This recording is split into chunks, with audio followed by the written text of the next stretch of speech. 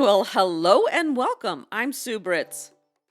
And I'm Tina Lookbach. Welcome to our Retired podcast. It's the podcast where we talk about what life is like when we put on new tread, new wheels that move us to our next adventure. And our adventure today, Tina, is to wrap up This American Ex-Wife, How I Ended My Marriage and Started My Life by Lyz Lenz.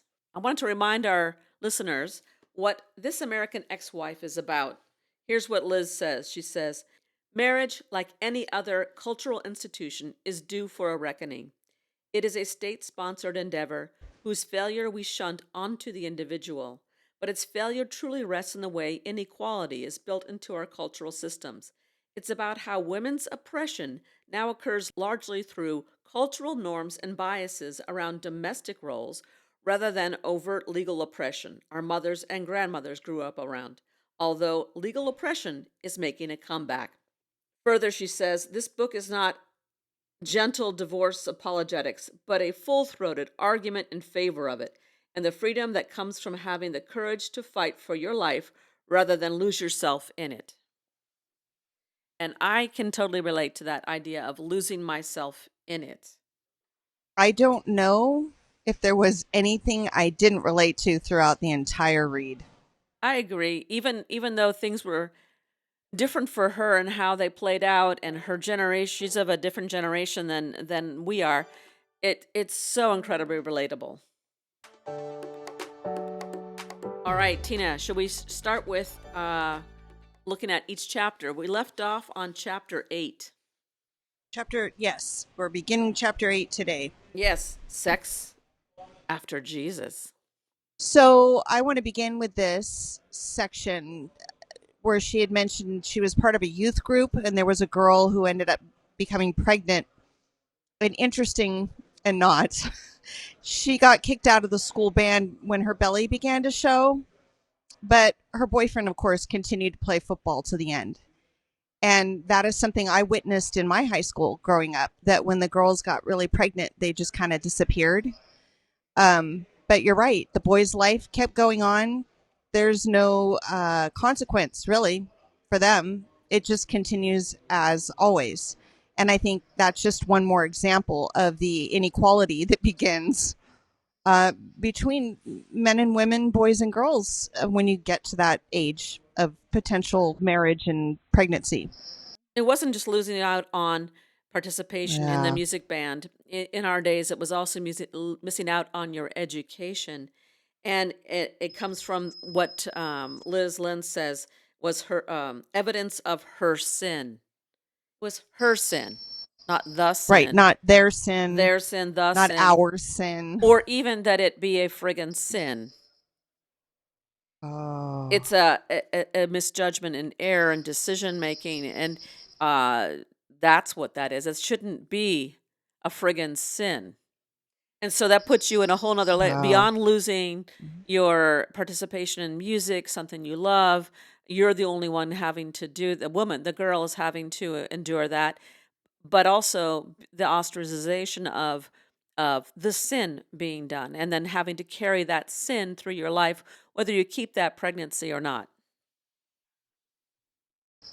So that's what I took from chapter 9, which isn't even, uh, that's just a drop of what it was. So there's so much I could dive into with that whole part, even from the religious perspective. Well, the Yeah. religious perspective brings into play a lot of like my own upbringing. I was raised in the Catholic Church, and according to not only cultural norms at that time, but during for religion is no premarital sex. Certainly, not having sex with more than one partner. I'm going to quote again Liz. She says, "Women who have had at least one other sexual partner know what they're missing out on, and they are missing out. In addition to the pay gap and the labor gap, women experience a sexual pleasure gap." So, when you're taught to follow the cultural norm of no premarital sex, if you're a female, because it doesn't necessarily hold true for the boys, and then you layer on your dogma Um, yeah, it's good luck with your with pleasure. Seeing yourself as a sexual being is part of uh, a normal thing, and it should apply to both genders or all genders. And again, and I know that this is happening still, where there's, especially in religious groups, where you have the promise ring not to have sex before marriage. And She had again, one, yeah, do you see men walking around with this little yeah. promise ring? N- no, No. and to laugh about that, yes, yes, yeah, the promise ring. Crack me up. So, See, if you're going so to have there's, that idea, then it needs to be for everyone, and everyone follows right. it. And there's got to be value in following that. But if not, then it is a way to control people. It's insane. But only half the population. There's no control again for the other half of the population is my point. Yep, yep. And who are they doing it with? So who would the boys, the men, be doing having their sexual relations with? Maybe each other, but it's with women who are going to be the on the outs of society from then on, right? I mean, who are they doing it with? You know, What are you pausing on? What do you want to say? Just say it. because my brain is so full of many things. So I wanted to say, do you know what? What? Everything goes underground. What we're learning is that the more you push it underground, the more deviant it actually becomes. And if we just opened it up and said, yes, all people have sex and it's normal to actually like it, then there would probably be no weirdness about things. But the more wrong it becomes, the more people hide it, and the more they hide it, the more guilt and shame and but also deviant it becomes. So just that was one of my first thoughts. Um, the other thought that came to mind, and just jumping back on what you said, I waited until I was married because it was a religious thing for me as well. Um, but interestingly enough, and after I divorced, I said to my girls, I just want it to be a really great experience for you. I want it to be special. I want it to be memorable. And I don't want you to wait. You need to know what's out there because I think that that's an important thing. But of course, take precaution, think about who you're with. Um, but do see what's there. Don't wait until the day you get married. I would not recommend it. I did it, but I wouldn't recommend it. Um, Here's the thing that you said. You know, you said we relate a lot to Liz, and I get it. The one part here, there is a part here that was harder for me, and I had when I reread it, I understood it more from her point of view. I don't relate to it in the same way, but it was interesting how so she got divorced. And she started dating, and she started just reclaiming her body, wanting to uh, understand the pleasure of what life could and should be, understanding herself in relation to men. That was one thing, and she didn't necessarily want a relationship or anything. That wasn't really something that I could relate to because for me, I am definitely a relationship person, and for me, sexuality is tied to a deep connection to a person, not just a physical thing. Because a physical thing you So could just do yourself, you know? So, Sue, I think you and I landed on the same side of things because I couldn't relate to that at all. In fact, what I wanted to share with you, I didn't even go out to bars. I didn't want to go out anywhere where anybody would think that I was even slightly interested. Like, I wanted to go out country line dancing, but was terrified because if you're a single woman, I feel like you're just bait, and every man is out there to get you as bait. It actually made me all the more as I saw men and they found out they looked, for the ring and they found out if I was divorced. And all of a sudden I saw the change, the look in the eye, like, ooh, there's fresh meat in the market. And to me, it made me tuck tail and run and made me almost more of a hermit. I only wanted to be in places where there were women, big crowds, daylight, because that was the last thing that was on my mind. Yeah. That was truly the last thing on my mind Well, was that. I agree, and a lot of people, um, people can break up because there is an attraction to a new person, and someone wants to, they break up their relationship for that reason. That didn't happen to me. I remember for me, it was just a relief not to Yes, me have too. so much need directed toward me. By this Yes. time, my daughter was grown and she uh, was in college. And when he left, finally, it was such a relief of so much need and a bad neediness. Need is A different. drain. A drain, that's a good word for it. And it just to be on my own and be myself, it felt so good. And, like Liz says in her book, is that there's a lot less work involved when there's someone else in your life adding to your burden. There's all the things in the home and all the things you have to do. And you think that might be a lot. It's not. I mean, it's just called adulting. And, it was such a relief not to have that and to start thinking about, who am I? Reclaiming myself and what do I want and where will that take me? Just kind of reassessing life and reclaiming myself. It was such a beautiful, wonderful time. I saw it in both ways. There was a part of me, because I too am relational. I wanted a relationship. And what I realized, and I'm so glad I spent a minor fortune on therapy. But when I first divorced, I was looking at every potential man, ironically, as a potential. Not that I was thinking of anyone sexually. I was just thinking because I wanted a companion. And one of the things that scared me the most was thinking, I'm never going to have anyone drive me again. I'm going to have to drive myself everywhere for the rest of my life. And how exhausting is that? Isn't that funny? It is funny because I Um, love to drive. I thought you well, were the I do car now person. too. And ironically, I ended up getting a convertible because I do love to drive. But that was a tremendously scary thought. And I remember what the first night when I moved into my duplex, there was a young couple. Again, I was next door to college students, and they were having quite an amazing time, that boy and girl. And my wall was up against their wall, and I started to cry. And I just thought, wow, I don't think I ever had that. I don't think I ever had that, and I don't know if I ever will. And yet, I would also look over in the morning and go, oh, thank God no one's there. Oh, thank God. I mean, I loved it. I slept diagonally probably for the first year because I could. Not me. I always still tuck onto the side of the bed, but yeah, it what a relief. What the drain was closed. Yes.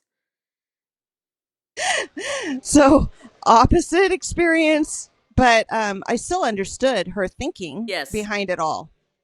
I related to that. I just am very different with my body. Yeah, and to reread it, I really kind of understood, and in a way, I related because for me, later on, after all the healing and everything else, not that I had to figure out my own sexuality and figure out what is it that I wanted, what was I missing out on, and I was missing out on a whole heck of a lot. I'll tell you that. So, so figuring that out when you re-enter the dating pool was an interesting. Uh, Journey. Dating, that was a whole nother interesting thing to start uh, that after my divorce. So that could be a whole nother podcast. And for whatever reason, I just jumped back, and I think this is why I was fearful to go out. And when I was a freshman in college and I had started dating my then ex-husband, boyfriend then, um, he did an incredible date. It was truly one of the most memorable experiences I ever had. However, when I told this boy, he was in a fraternity and he was Mr. Cool, and I said what he had done that night, and he looked at me and he said, "Well, you did fuck him, didn't you?" And I think that became my my awareness of how I just don't think in terms like that. Like it's a transactional thing. He does something great and then you fuck him. I, I can't. I don't get that either. And then I would have to say, just to jump over to the other side, the men that I met again post divorce, she had mentioned something in her book about a friend who was kind of prompting her that all you have to do is touch someone, and that will let them know that you're interested. And what was awful for me again is, and this is where you spoke to me once. I'm all over the board, but you said something that stuck, and it was just, we're all human. Okay, I'm not a man, I'm not a woman, I'm just a human. We're all just humans. And so I always see men as just another human. I see everybody as just human. I can't explain it. But with that, I'm always friendly to everybody. With everybody, I'm just a friendly person in general. And I started to learn that if they know you're single, once again, if you smile just a little too much, if you tap them on the shoulder, and I'm thinking of it so unsexually, Sue, but it changed for every man that it not everyone, but 99%, it would change instantly. And then it became kind of aggressive, like where their hand would linger, or they would hug a little too long, or their hand would go down my butt. Like that's inappropriate. And this was time and time again. So again, my experiences after divorce with men were not positive, and it was truly an invasion of my private space just because I'm friendly. So then I started to learn, we'll just be really cool. Like, I mean, like almost to the point of cold. I felt like I had to change myself in order to be treated as an equal. Yeah, and then when you're playing cool like that, then there that's like a invitation to pursue because you're playing hard Oh, to get, you know. So it's like you can't win for losing, and that is a really it's a different way to go through life, having to ward off men's desires. and it just brings me back to, can we all just be friends? I don't, I just, can't we all just be friends? Okay, so there's a continuum for everyone's sexuality, and so some people Yeah. are asexual, others are Yeah, hypersexual, and that's everything true. in between. But and so we tend towards the middle, and not compartmentalizing things as everything that you do is sexual, and yet I guess maybe there are a lot of men who are on the high end where everything is sexual. That's true. But why? Maybe the socialization should be on their behalf to be appropriate, not Oh. on our behalf to have to deflect or defend ourselves. Aren't you the protector after all? The protector sex is supposedly the male sex, so shouldn't they be the ones protecting themselves against us? Flip the Oh switch. my gosh, no, what a beautiful thought to think of. Like, again, we as women are told don't wear certain outfits, especially if you've been raped. Oh, well, what were you wearing? I mean, right? So again, but here I am. I'm probably the most modest person out there. You are I too. am We've never more. been. And so my point is, I'm not sending it out there. Yeah. And I don't understand then. That's my point. Why do I have to be any different? I'm not sending it out there. Yeah. But apparently, I guess I am.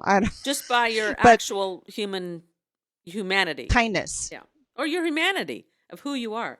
And so this brings us to a Anyway, place, I one of like the, that. I just have to go to the what you said, which is, can we, maybe we should be focusing on, gentlemen, keep your distance and hands, and like the Disneyland ride, like keep your arms and legs inside the vehicle when it's moving. yep. So keep your hands, and legs and arms and all your body parts to yourself when you're interacting with a woman. Well, this is what we always tell the students too, little kids, keep your hands and feet to yourself. And, yeah, it's something we're supposed to socialize from the beginning. And yet somehow men, or boys or men are allowed to forget that. But here, this brings us to another one that in this same chapter, it's interesting. She's talking about, Liz is saying, that she wanted to know the fleshy reality of men. So much of my life had been spent twisting and turning myself around them, moving my body to avoid their arms and on airplanes, stepping aside while they walked down the sidewalks, oblivious. apologizing when they accidentally kick me in bars or restaurants. Wow. Yeah. Yeah. So this is the part where I didn't want to know the fleshy reality of men. I already had enough of that. But the thing of the airplane. Oh my God! And the walking down the street. This gets me. I still do this to this day. Now I'm not a skinny person, but I'm a short person, and so when you're walking down a street, it could be a sidewalk when there's hardly anyone. Why is it that I have to get out of the way? Yep. Me too. And or if you're in a crowded area, why do I have to be the way? Or in that airport where you just endured being elbowed by and legged by men, you are now in the airport itself, and you're walking, and you have to jump out of their way. So what I've started doing, and I've done this a Wow. long time, So true. what I've started doing, and I've done this a long time, is I'll just stop. I see them coming towards me on my path that I'm in on the right side of whatever sidewalk I am because I'm following conventions, and I just stop. And then they have to stop or go right through me or go around me, and they always huff. They're and angry that Wow. I dared stop. I'm not stopping short. I'm stopping and giving them time to think about how they want to move because I've already thought about how I want to move. I don't want to jump out of the way. Yeah, yeah, you move. You figure out what you're doing. And especially as we get older, it's still shocking. And I was thinking that one of the last times I'm such a klutz, I sprained my ankle. I was working at the cigar shop for Maria, and I was walking to work one morning, and a couple's coming down. It was a man and a woman on the inside, man on the outside, and they weren't going to move. And I'm like in my 50s, for God's sake, and they were like in their mid 30s.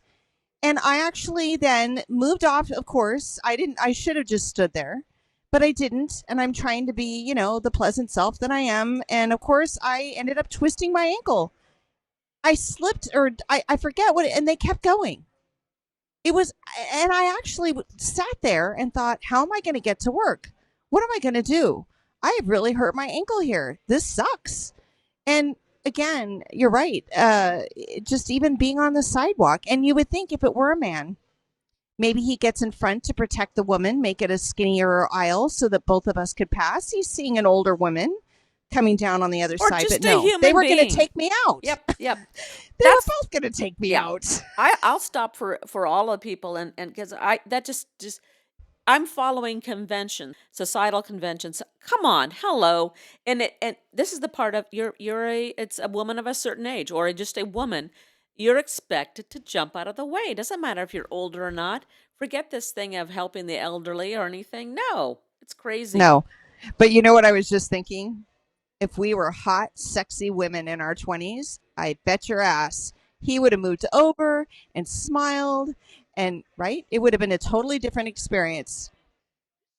There's a lot more. Shall we go to 9? Well, here I would just to wrap up 8. I wanted to say there Mm-hmm. was one part where she's talking about the part that we couldn't relate to is wanting to enjoy the fleshiness of men. Um, she and experience. She says, for once I was in possession of my body. For once, my body had no other function than what I wanted for it. So and I could relate to that in a way that I embraced right away as part of my healing and embracing my body again is I went into karate. I started taking karate lessons when I was 49, I was so proud of 40, you. 40, I even came 49. to one of your classes Yeah, to and watch you. it was so fun. I did that for 3 years, and the people I props to all my karate buddies out there. There's still people that you connect with, and it was an amazing experience. I really loved it. It was very empowering, and that was one way to connect with my body. It was wonderful. And it brings you your power back. And Sue, I don't know if you knew this, but I took karate for 3 years when I was in junior high. And I did it too because it gave me empowerment. It was a very empowering thing to think I can take care of my body. I can protect my body. Yeah. Good for you. All right. A woman free to find pleasure her way outside the bounds of marriage and the expectations of motherhood and capitalist requirements of procreation is a woman who cannot be contained. I love that. Free from the bounds of marriage, expectations of motherhood. Well, that also comes with your age, too. And the capitalist requirements of procreation. That also comes with age, too. A woman cannot be contained. Oh, that could just be an argument for a woman of a certain age. That's exactly what I was thinking. I think any of us that have made this difficult decision, we are all people living outside of the container because we refuse to stay within it. Yeah. I keep coming back to, she's just an amazing writer. She says, our childhood is a preparation for martyrdom. So for many years, I sublimated my sexuality. And in that Mm-hmm. sublimation, I ceded my autonomy. Everything, it Mm-hmm. seemed, conspired to compel me to do this. The church, marriage, even political Mm-hmm. powers, which cut off access to health care and regulate and criminalize the power of my body and choices. But pleasure, when I found it, was my revolution. Go, Liz. Yes.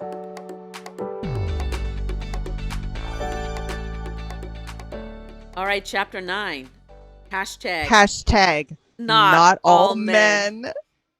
I stopped cooking because I wanted to feel as unencumbered as man walking through the door of his home with the expectation that something had been done for him.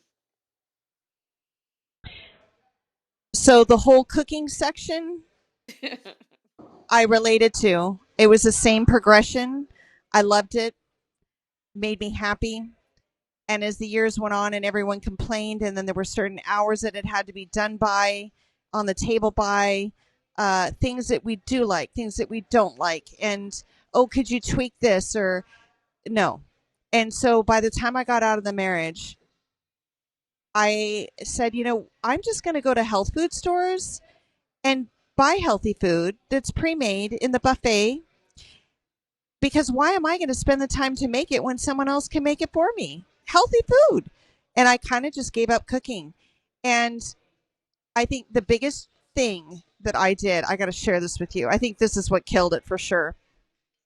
So my parents were traditional with Norwegian ways of celebrating Christmas and were very staunchly opposed to deviating. And I'm making my parents happy who came to celebrate with us. So I made the Norwegian traditional meal, which my husband hated and made it clear that he hated it, but he would suck it up. And so then he wanted his dinner. And so I felt guilty. He made me feel guilty, that I really owed him his dinner because we're having my dinner. So then pretty soon I'm making him his traditional dinner the next day. So I make the Norwegian one on Christmas Eve. I make his special the way all of his favorite things, which I didn't even like, and made it for him for the next day. And by the end, this is what was great about my dad getting terminally ill, because when he was ill, I decided that nothing mattered except spending time together, and I was no longer going to be angry and stressed out. So, much to everybody's displeasure except my own, I said, we're going out to eat. So, on Christmas Eve, we're going to find a pretty place, and we went down to Sacramento on the Delta King. Loved it.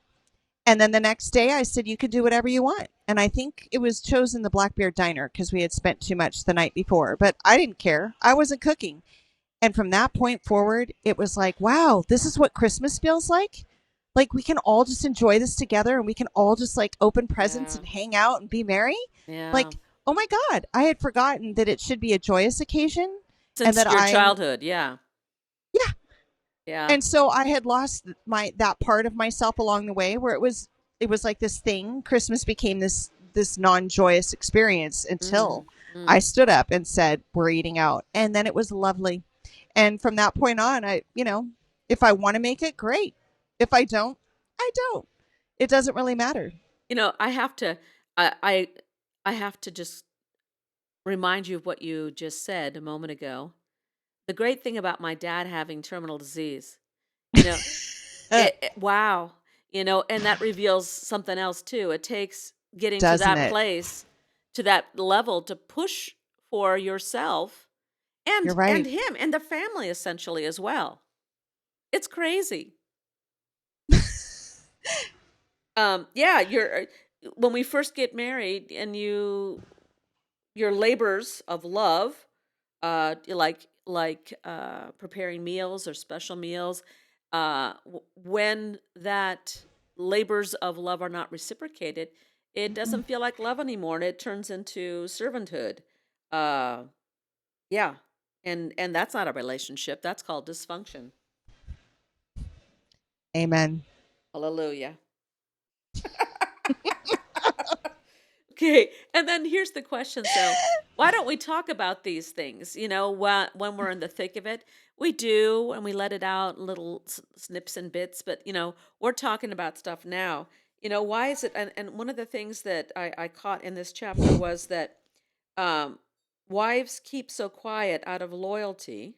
Yeah, Yep. okay, but then loyalty to the marriage, to the person. But To the person and for the kids. For me, it was just protecting the kids, really, and him.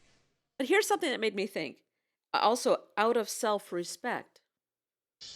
And that was like, oh, yeah, it kind of is, because it's showing that you keep it quiet because it reveals that you are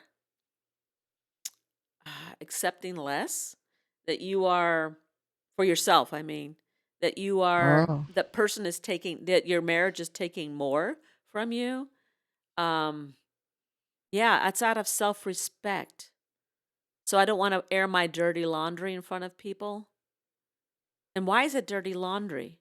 And what's wrong with dirty laundry? Everyone has it. but I we all pretend we don't. right. That's the We whole keep thing. it We all quiet. pretend we don't have We dirty keep it laundry. yeah, keep it quiet. Yeah. When you were talking about why don't we, tell each other, I think this is what we do. You might have given me a snippet of anger, like, can you believe he got me red roses again? And I might have said, can you believe, like, after cleaning the whole house, he noticed the hard water deposit on the fridge? Um, I think what we do is we release just little bits like a volcano and we just let little eruptions go. But what we're doing is addressing symptoms. Now that we're on this side of divorce, now we're looking at, oh no, in fact, it was a big disease. We were talking about the symptoms of the disease and Uh, dealing with each little symptom, yeah. but we didn't really understand the disease until we could get out of it and cured to look back on it and go, wow, I was like I overcame a terminal disease right there. Yeah. Well, she talks about this, it's like if they're good men, what's a good man? Oh, All these that little was a symptoms. question. Yeah. Go ahead. This little symptoms of things. Yeah, but he's a good man. He's a good man. But if you add up all these little symptoms and all these little things and all these mistreatments, and you know what? They're not little. What is that? What is a good man? Does a good man do all these things? Um, and why do we not talk about it? It's like at some point they're not good men, or maybe they're just men. I don't, and that's what her therapist said. Um, it's because you're dating men. That's how our society has educated men to behave that way. And so, yeah, if he's not beating you, cheating on He's not you, cheating on you. then and No and drugs or alcohol right, and you make abuse. a living, and you're living fine, then he's a good man. Forget all the other stuff. What is a good person? I think what it comes down to is a good person is is different for every person, let's say. I don't think we can say there's a formula, but I this is the formula I've come up with that I use in friendships now and I use with everyone. Would I treat myself that way? Would I, Tina, say what that person said? And if the answer is no, then I don't want to have anything to do with that person. That is not a value of mine. That is not a kindness. So I think it's a matter of finding in yourself how you would again want to be treated and to be with people that would treat you as you treat them. So there has to be, and even in my book, I talked a lot about reciprocity. it has to, it's like, what's that, Newton's law? For every action there's an equal and opposite reaction. So if I throw out kindness, it should come back. If I'm throwing out kindness and it's not coming back, we're done. And I think that's where we have to go. If you send out a core value and it's never coming back at you, that's not your person. Yeah, and that's a difference between transactional, you know. That's just understanding what goodness is. Yes, I agree. She says, even though I realize that even with the best man I've known, I was still scheduling or reminding and doing the emotional and cognitive labor, and I was no longer interested in doing all of that. I wanted to be the one who was free. So that's kind of like what you're saying. If I'm doing cognitive load and labor, I want you to carry some of that if we're in a Mm-hmm. relationship. If I have taken care of the emotional and the labor in the house, I want that in return. That should be, it's called a partnership. It should be some equality there. And if I'm not treated as an equal, then what am I? And why, if we allow ourselves not to be treated as an equal, then what does that say about our self-worth? Correct. On the journey of healing from divorce, it really is all about building back if you had it before, or building it if you never had it. The self-worth is the key part of it, because at some level you lose the ability to fight, and you shouldn't have to fight, but in many cases you do, to be treated well. But ultimately, it's on you, because if you're not being treated well, it is your job to pack up your things and leave. And it's a scary thing to do, but if we all just did it, maybe we would rise as a society. If we all just put down the law, the boundary of unacceptable, not nice enough behavior, and just pack up and leave and not apologize for it. Yes, and the thing is, we live in a patriarchy. And so that sounds reasonable and makes sense, but that assumes equality, it assumes fairness, and that's not out there, you know? If someone's happiness rests on your unhappiness, as she says, Oh, shouldn't that lead to unhappiness? And that's why we've got divorce. Um, but it's like, dude, figure it out. If your happiness is based on someone else taking care of you and being unhappy doing it, shouldn't that make you feel unhappy? I mean, that seems to me like a natural human response, and yet yes. societal, uh, and it's not just like from yesterday's society through time in our histories, uh, have have informed us, men and women, everybody, how to live like this. And it's hard to step outside that patriarchal structure. That whole part of happiness, and we touched on it on the last. How can you live with another human being knowing they're not happy? You either lie to yourself so deeply, or you have no empathy or compassion for another human being. But I know that if he had been, in fact, when he was miserable, when he had a job he hated, I took it on to find him and encourage him to try other jobs. I was like thinking for him, helping him, nurturing him, so that he could find something to make him happy, because it's painful when you love another human to see that other human suffering. But isn't it again interesting that it didn't matter? I was suffering. I made it clear I was suffering. I was crying all the time. I Not all the time, but I made it clear when I was unhappy. And it didn't matter if I was crying. It's like, it'll be fine. Get over it, basically. Suck it up, buttercup. That wasn't the word used specifically to me, but that really was the feeling. Yeah, and Hey, yeah, just get over it. Life sucks. and And that it's like, well, does, yeah, but not for you. yeah, yes, and that's the thing. It is individual, an individual behaving that way, and it's an individual supported by a societal structure that empowers him to be that way.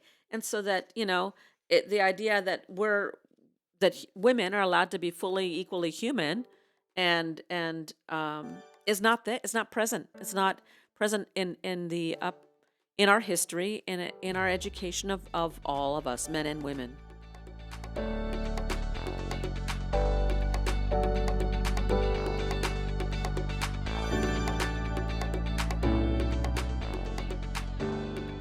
Marriage is a joke, chapter 10.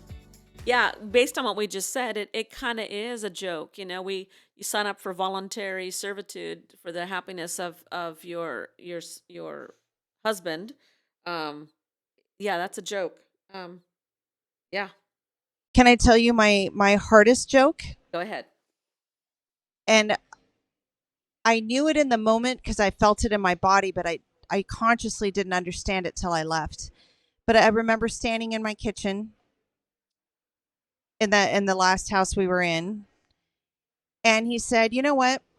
If you were to die, I'm going to marry a Filipina Hispanic woman who was raised in the South to do all my cooking, and I'll find another one within 6 months, probably on Craigslist."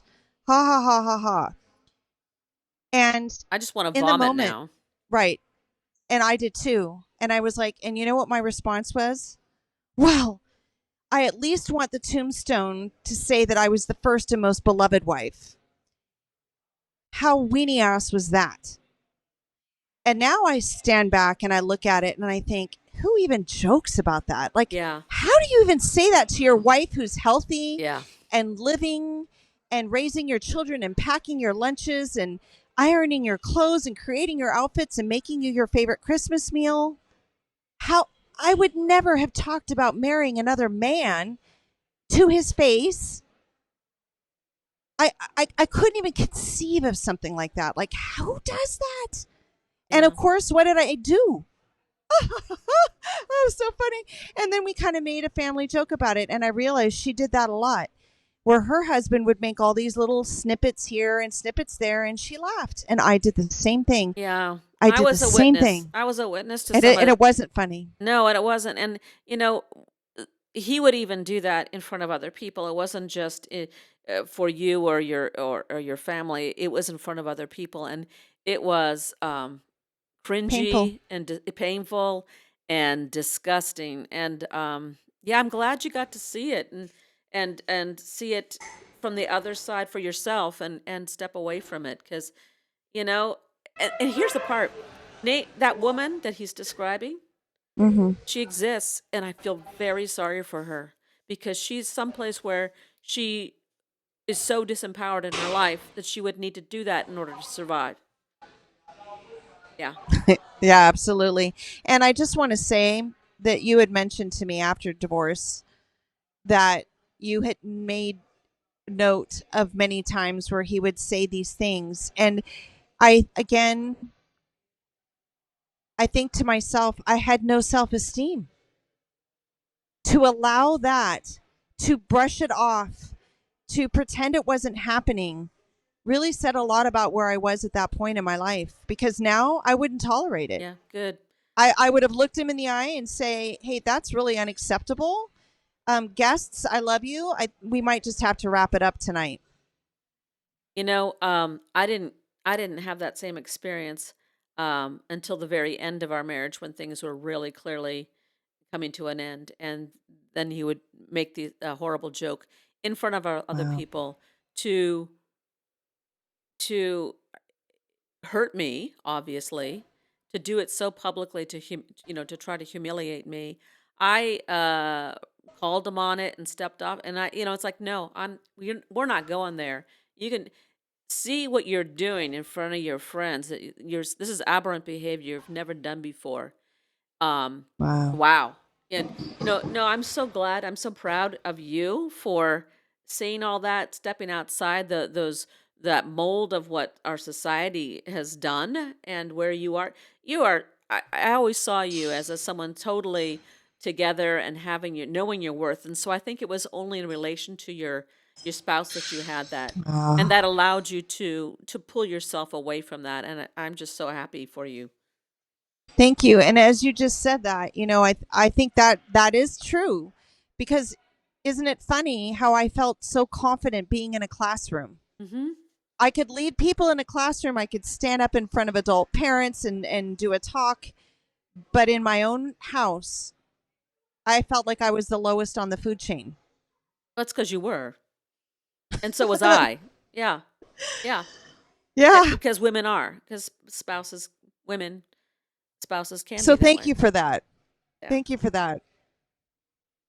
And it's interesting. I look at my humor. My family, we are. I humor is very much a part of our life. But my upbringing was a sarcastic humor. There was humor based on gender, on male chauvinism, um, and that carried through into my marriage. The years the years that I was angry. That was your priming, by the It way. Well, yeah, absolutely. And then the Hmm. years in my marriage within my marriage that I was very angry, that sarcasm, that humor still Yeah. came out. And I still have sarcastic humor, but it's not an angry sarcasm. It's, I've always loved puns and things like that, but my humor has changed. I'm more punny again, and it's Playful. yes, and it's so wonderful not being angry. It's so wonderful living a life where you don't walk around filled with rage all the time and not allowed to express it. It Express. leaks out in sarcasm and stuff and some moments of displeasure you might share with somebody, but you holding all that stuff in is toxic. It's horrible. So I love living without that kind of poison.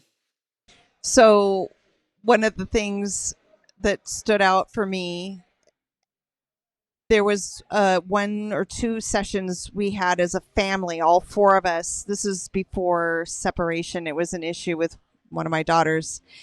And the four of us were in the room with the therapist. And she stood back and stopped us and said, "Do any of you listen to each other? And do you always speak with such sarcasm?" She said, "Do you know sarcasm is anger?"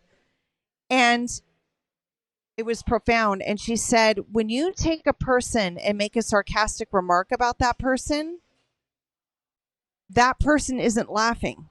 So really, it's not a joke. It's a dig, a And that's slap. when I realized, oh my gosh, but we covered it up in my family as, but you're right. They were digs. They were claws scratching, but it took somebody from the outside. And I think that's why therapists can be very scary if you get a good one, because they call out the very thing that you've wanted to avoid, or somebody in the family hasn't wanted to see, and it's now being called out, and then it's validating because it confirms what you already knew, that something was wrong. And That's what I loved about yeah, therapy. and the power of doing that in front of everybody, all the players. Yeah. Yes.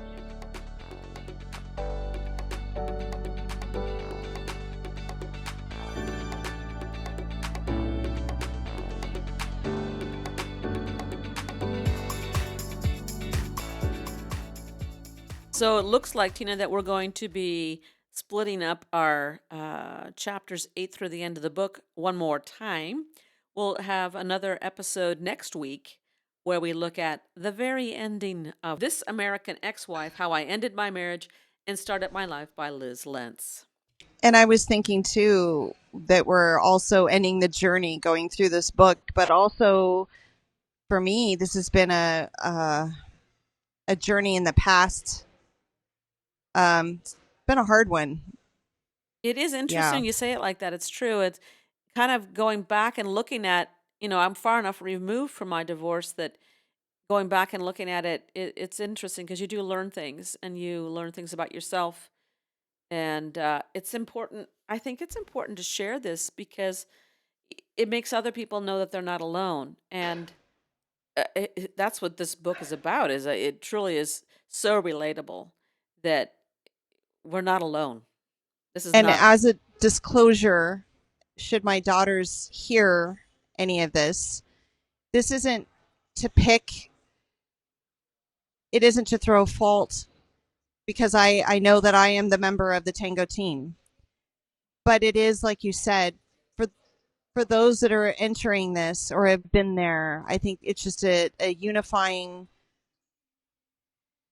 validating experience that if all women really spoke what was honestly true, then maybe we would all heal and come together and be more united as opposed to divided. So I'm hoping for that as the outcome of sharing some of these things. Well, also for those entering the institution of marriage to understand what it might look like for you and what how you to frame it how you want to frame it. And if you see things Yes. going off the tracks because we are all living in a patriarchal society and it's going to tend to swerve that way, then you can bring it back on track, or there's an exit strategy. I mean, it's okay.